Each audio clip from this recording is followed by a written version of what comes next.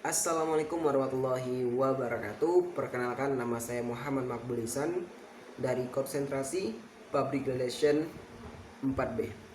Nah, di sini saya akan membahas atau mempresentasikan salah satu mata kuliah, yaitu Teknologi Informasi dan Komunikasi, dengan pembahasan implementasi teknologi informasi dan komunikasi atau TIK. Nah, di sini saya memiliki ada 6 pembahasan. Yang pertama itu adalah pengertian teknologi informasi dan komunikasi, lalu adalah proses implementasi, yang ketiga adalah implementasi, kemudian difusi inovasi, kemudian proses adopsi teknologi komunikasi, kemudian faktor penentu teknologi implementasi teknologi. Nah, kita akan membahas satu-satunya ini, mulai dari yang pertama tadi, yaitu pengertian teknologi informasi dan komunikasi. Dari artikel yang saya baca dan jurnal yang saya baca, didapatkan kesimpulan bahwasanya teknologi informasi adalah suatu sistem yang digunakan oleh manusia untuk menyampaikan pesan atau informasi. Nah, jadi teknologi informasi ini merupakan suatu sistem yang digunakan manusia untuk menyampaikan pesan dan informasi.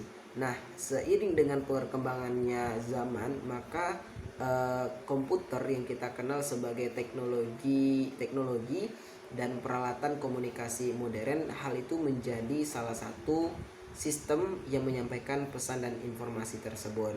Nah, bagaimana sih mereka menyajikan serta mengelola data dan informasi dengan berbasis pada peralatan komunikasi. Jadi dalam teknologi informasi dan komunikasi itu ada dua. Yang pertama dia adalah peralatan komputer, dan yang kedua adalah komunikasi modern. Peralatan komputer sebagai teknologinya, komunikasi modern sebagai informasinya.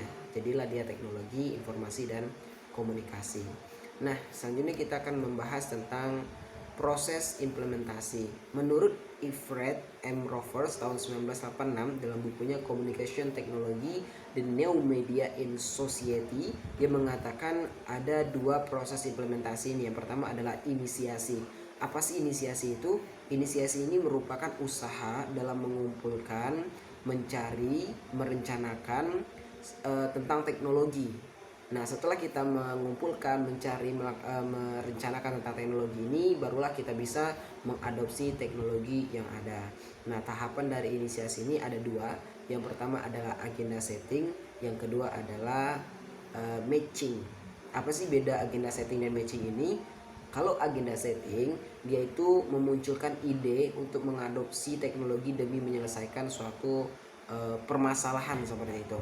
Kemudian muncul ide tersebut untuk mengadopsi.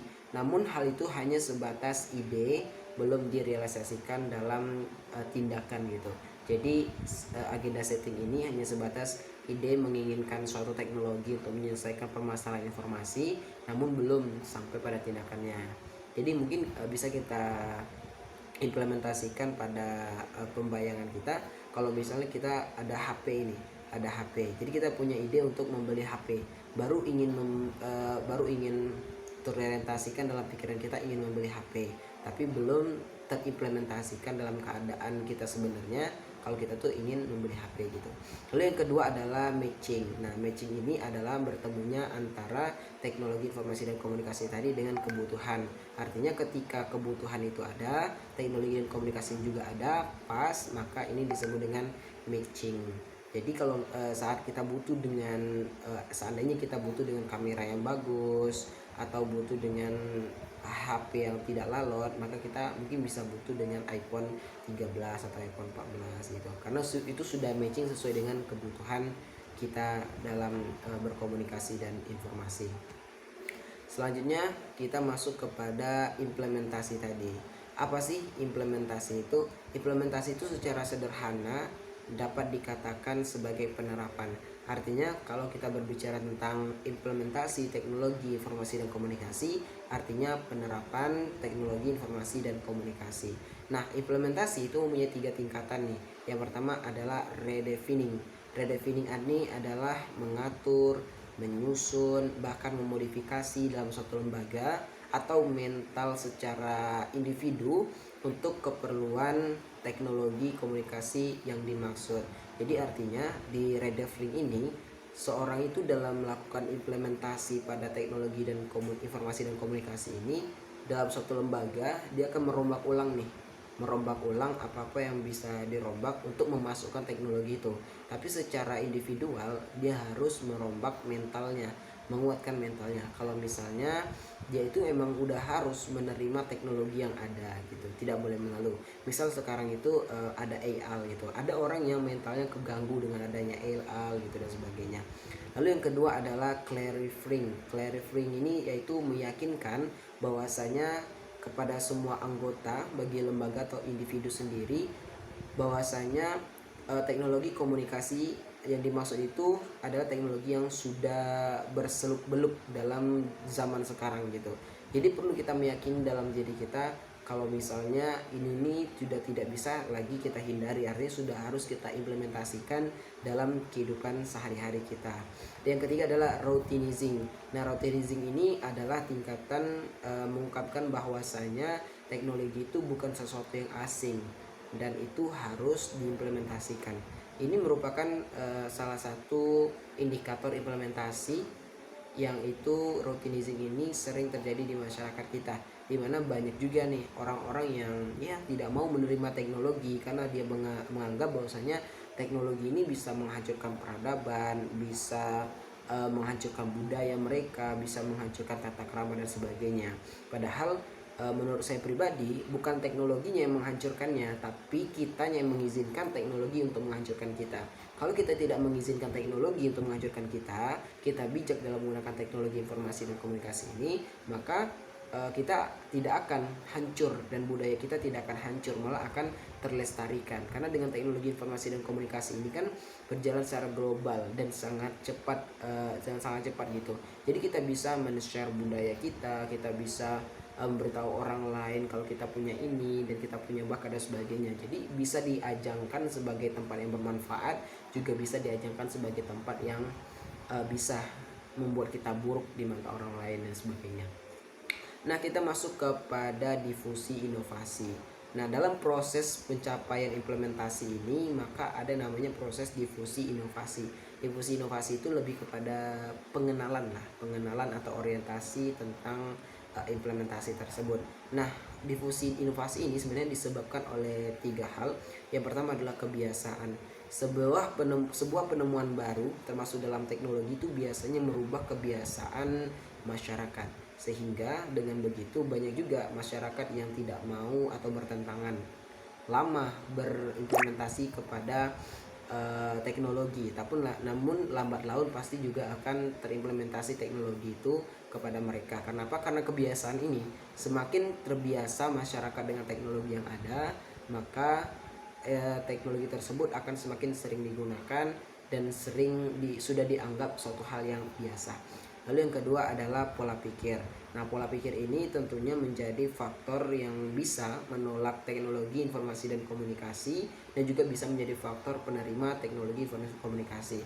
Karena apabila seperti yang saya contohkan tadi, seseorang berpikir bahwa teknologi ini merupakan ancaman bagi budayanya, ancaman bagi akhlaknya, peradaban dan sebagainya, maka dia pola pikirnya bahwasanya teknologi ini merupakan suatu yang tidak boleh ada gitu karena ini penghancur. Tapi kalau orang berpikir pola pikirnya positif, mengatakan bahwasanya teknologi ini baik untuk peradaban, baik untuk budaya, baik untuk tata krama dan sebagainya. Karena di teknologi informasi dan komunikasi ini juga tersedia fitur-fitur yang mana fitur ini mengembangkan potensi diri, mengembangkan pengetahuan dan sebagainya. Jadi tergantung pola pikir orang yang melihatnya. Lalu yang ketiga adalah kemapanan. Nah, teknologi informasi dan komunikasi yang ditawarkan kepada masyarakat itu juga harus lebih mapan, karena dengan begitu akan adanya penerimaan yang lebih besar. Semakin mapan teknologi, maka semakin besar penerimaan teknologi tersebut kepada masyarakat. Dan sebaliknya, kalau teknologi itu tidak mapan, malah merugikan rakyat dan sebagainya, maka hal itu cenderung ditinggalkan oleh masyarakat, ditinggalkan oleh rakyat dan sebagainya. Selanjutnya kita masuk kepada faktor proses adopsi teknologi informasi dan komunikasi. Dia ada 5 proses di sini yang saya catat. Yang pertama adalah tahap pengetahuan. Nah, tahap pengetahuan ini tentunya satu hal yang paling awal ya. Karena ketika kita ingin mengetahui sesuatu, tentunya kita berasal dari penasaran. Rasa penasaran itu akan menimbulkan pertanyaan. Dari pertanyaan itulah kita mencari tahu, kita sudah tahu, dan itulah yang namanya ilmu pengetahuan. Nah, tahap pengetahuan ini merupakan tahap implementasi. Karena dalam hal tersebut, kalau kita mengetahui barang yang akan kita implementasikan, teknologi yang akan kita adopsi, maka kita akan lebih tenang. Lebih tenangnya dari mana? Kita tahu manfaatnya untuk kita apa, kita tahu nanti setelah ini akibatnya apa, kita tahu semua tentang teknologi tersebut, sehingga kita lebih bijak dalam menggunakan teknologi komunikasi dan informasi. Yang kedua adalah tahap persuasi. Nah, tahap persuasi ini sebenarnya lebih kepada teknologi dan informasi dan komunikasinya, dengan kecanggihan yang ditawarkannya, dengan keinstanan yang ditawarkannya, maka ini lebih mempersuasi masyarakat untuk menggunakan teknologi informasi dan komunikasi. Kita sebut juga seperti handphone, gadget, dan komunikasinya seperti media sosial dan sebagainya. Nah, ini merupakan proses persuasi gitu, karena semakin banyak orang yang menggunakan gadget, maka kita juga akan semakin ingin juga menggunakan gadget.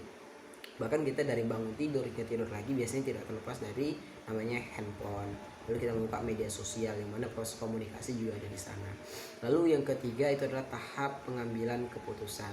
Nah, setelah kita mengetahui teknologi yang akan kita adopsi, sudah ada pengetahuannya, dan kita juga terpersuasif, maka masuk ke tahap pengambilan keputusan. Pada tahap ini seseorang akan membuat keputusan akhir, apakah dia akan menerima teknologi itu atau dia tidak akan menerima teknologi tersebut. Lalu yang keempat itu adalah tahap implementasi. Setelah kita mengambil keputusan, tentulah kita akan mengimplementasikan teknologi tersebut. Oh, ternyata teknologi ini sangat bermanfaat nih bagi aku secara pribadi dan masyarakat juga. Artinya kita sudah tahap keputusan tadi, kita menginginkan bahwasanya itu harus menjadi milik kita, lalu kita implementasikan. Selanjutnya adalah tahap konfirmasi. Nah, proses setelah penerimaan dan implementasi inovasi, seorang sudah membuat keputusan menjadi kebenaran atas tindakan mereka, maka mulai mengevaluasi akibat dari keputusan yang sudah dibuatnya. Ini adalah tahap konfirmasi, artinya dia mengevaluasi kira-kira yang keputusan yang dia buat itu benar atau tidak gitu. Nah, jadi begitu. Selanjutnya kita bahas tentang faktor penentu adanya teknologi informasi dan komunikasi ini. Yang pertama adalah sistem sosial. Sistem sosial ini tentunya banyak ya kita temukan bahwasannya dengan sistem sosial ini yang tidak cocok dengan teknologi informasi dan komunikasinya, maka biasanya tidak akan diterima dalam masyarakat. Lalu ada tekanan pihak lain. Nah, ini penerapan teknologi bisa terjadi karena tekanan pihak lain yang adanya seperti individu